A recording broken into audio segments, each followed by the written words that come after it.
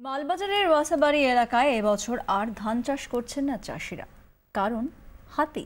চাষিরা বলছেন ধান চাষ করে হবেটা কি, পাকলেই তো হাতি খাবে। গত বছরই 1000 বিঘা ধান খেয়েছে হাতি, 1 পয়সা ক্ষতিপূরণ পাওয়া যায়নি। বুলবুলিতে ধান খেয়েছে, খাজনা দেব কিসে? বুলবুলিতে ধান খেলে খাজনা দিতে অসুবিধে হতো, কিন্তু পেটের ভাতে টান পড়তো না। কিন্তু হাতি যদি ধান খায়, ভাত জোটে না। তাই হাতির তাণ্ডবের ভয়ে এবার ধান চাষ করেননি মালবাজারের বহু চাষি। প্রায় 1000 বিঘা জমি পড়ে রয়েছে। চাষিরা বলছেন ধান পাকতেই হানা দেয় হাতির দল, তছনছ করে জমি। বিঘের পর বিঘে জমি নিমেষে ফাঁকা হয়ে যায়, অথচ বন দপ্তর কোনো ব্যবস্থা নেয় না। বন দপ্তর ব্যবস্থা না নিলেও মহাজনরা কিন্তু ব্যবস্থা নেয়। টাকা শুদ্ধে না পারলে ঘর বেচতে হয়। তাই ভয়ে এবার আর চাষ করেননি বহু চাষি। ये साल नहीं लगाया, गया साल लगाया, सब खा के शेष कर दिया।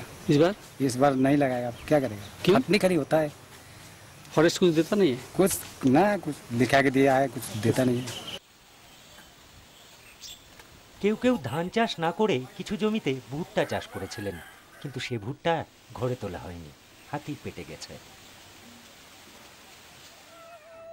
চাষ বন্ধ, তবুও শান্তি নেই। হাতির দল রাত বিরেতে পাড়ায় বাড়িতে হামলা চালাচ্ছে। আতঙ্কে রয়েছেন চাষিরা।